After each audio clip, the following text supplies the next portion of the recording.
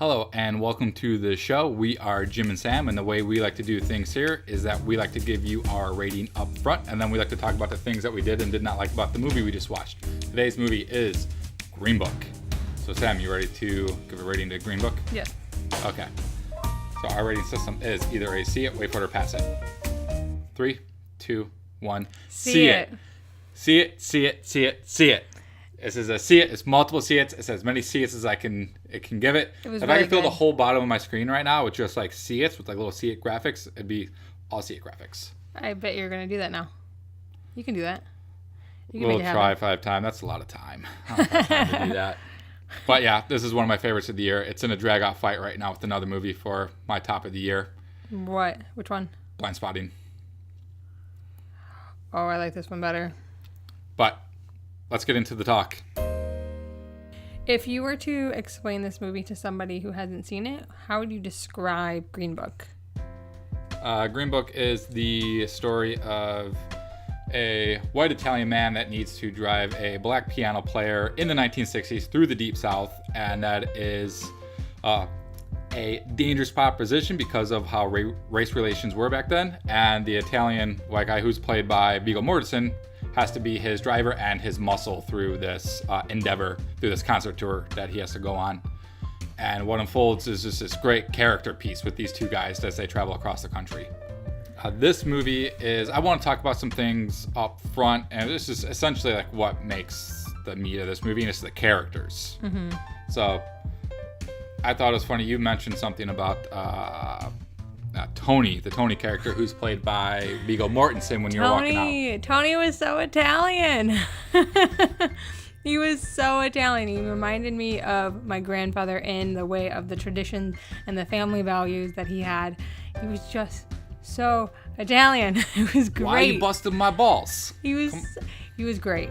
You busting my balls. Great. I talk the way I talk. You busting my balls. So he talked very Italian. He had a very Italian mindset, and it was pretty fun to watch.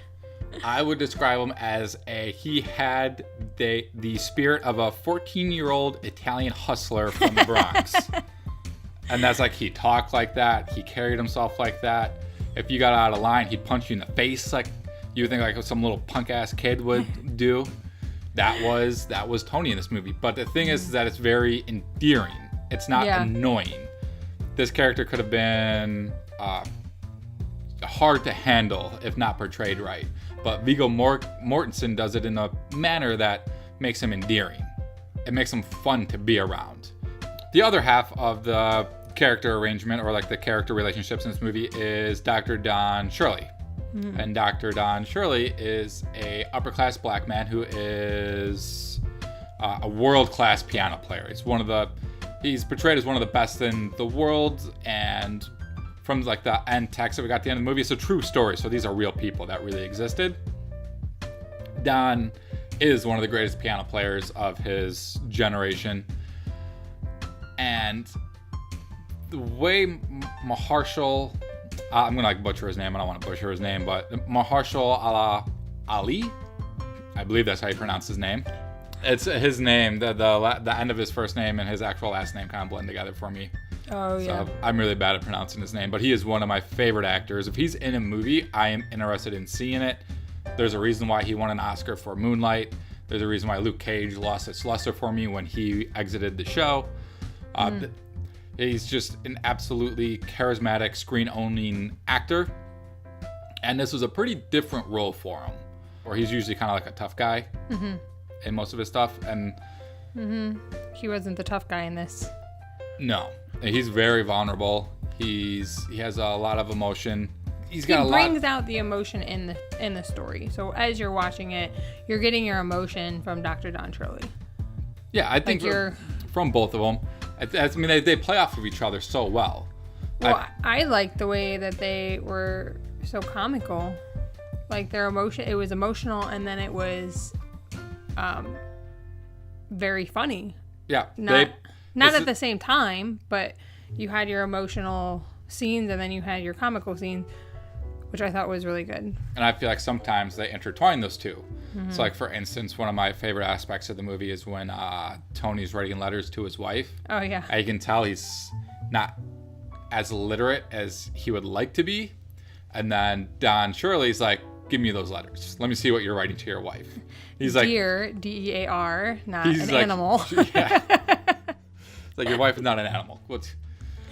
And he's like, this is pathetic. You know that, right? And he's like, this is how I write. Stop busting my balls. What are you doing? He's like, this is what you're going to write. You're going to say that all day now. Stop busting my balls. And so Don Shirley starts having him write more like romantic letters to his wife. He starts making them more refined. And Tony, in return, actually rubs off on Don to make him more, I guess, less uppity. Because when he starts the movie, he's very upper class. He doesn't seem like he almost like looks down on other people that are less than him without actually really looking down on them. But there is an air to Don Shirley. I think it's more of the fact that if he doesn't present himself in that way, people aren't going to give him the respect that that he deserves in the Deep South in the late 1960s. So I think it's not the way he presents himself as being better than everybody else. I think he has to, in order to be recognized as a great pianist or as a human being, even in that time period where he was going. So I don't think he looked down at people at all. One of the other things I wanted to talk about is the director of this film. The director is Peter Farley. Mm-hmm. I feel like one of the reasons why this movie works so well, because this director, he has a history. This is his first movie by himself. Mm-hmm. He is a directing duo with his brother. Him and his brother are the Farley brothers. They are most famous for doing Dumb and Dumber. Oh.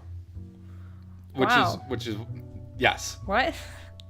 So that's one of the reasons why, one, this film maintains its humor, but I was impressed it was able to maintain the humanity in the humor, but someone like Peter Farley wasn't sacrificing the film he was making to try and make you laugh. Right. The Farley brothers, Dumb and Dumber, Me, Myself, and Irene, Stuck on You. Wow. These are the movies that these guys have made, and they're usually like slapstick comedy directors. But this is Peter Farley by himself, and I was incredibly impressed with essentially his solo directorial debut being as heartwarming and sort of just all around as satisfying as it was. It's been a long time since the Farley brothers have made a movie that really wowed me. I'd say the last one's probably Me, Myself, and Irene, and that's just more of like a straight comedy. I don't even remember that one. It's just funny. Dumb and Dumber has some sort of like heartwarming, more like friendship type of stuff to it, and I feel like this kind of plays on the friendship. I felt like the theme was very heavily weighed on the friendship, and that's what was my takeaway of the film, and what made it very important to me was seeing that bond. And it was like The Odd Couple, because they're polar opposites. Yeah. So Tony and Don, you've got some guy that's just like very cultured, and he's a doctor. He's very smart. He's a genius, as they always called him. Tony is a hustler from the Bronx. A hustler from the Bronx. I think it was from the Bronx. Maybe it's Brooklyn. I could be getting that wrong. But you have these two guys that couldn't be more different from one another. One's a hustler. He's a thief. And you have one guy who's the most honest person in the world who wants to see the world change. That's essentially why they go on this road trip in the Deep South, because he wants to change people's hearts about the way they look at people of different races. All right, so Sam, do you have a favorite scene from this movie? Snickerdoodle, I do. Oh, when he takes the rock. Oh, that was good. That was so funny. When he takes the rock and the celloist goes and tells Don, and Don is like, put it back, Tony. But it was on the ground. Put it back. And then he steals it anyways. Yeah, then he takes it anyways. That was funny. That was a great scene. I would have to say my favorite scene. I almost felt like Don was almost like, I don't know, he felt very father figure-y. Very much, yeah. He was grammatically correcting him. He was telling him, he was guiding him through his You could say that. You could say it was like a father-son type of relationship at first, as far as like Don trying to better him, make Tony a better person, which grew into just a massive friendship between the two of them. Right. So my favorite scene in this movie, I got to go with the piano scene in the bar at the towards the end. Oh, that was really good. I forgot about that. Yeah, I'd say I got to go with that one. That was a good one. It was definitely a good one. That's why that's my favorite scene, minus the actual the very last, like the very end scene of this movie was very heartwarming. I liked the Christmas Day scene. Oh yeah, the ending great. when he came at the very end. That was the perfect way to end the movie. Great film. Easily in my top 2 of the year. Easily. This could be my number 1. I think I'm going to need to watch Blind Spotting again to see which one I like more. Because I liked Blind Spotting a lot. I did like Blind Spotting. I think I liked See, you really like friendship movies. Like movies that have a bond between two people that has to have some kind of growth. I'm learning that about you. You say that. 8 years in a relationship and I'm just now figuring that out. But yeah, you really enjoy the movies that have like a really good concrete bond and there's some type of bridge that they need to get through. You don't go through, you go over bridges to tackle challenges. Look at me figuring you out. Yeah, I agree with that. That's it for me. That's it for me. That's it for you? Okay. Thank you for watching this episode. This was our discussion on Green Book.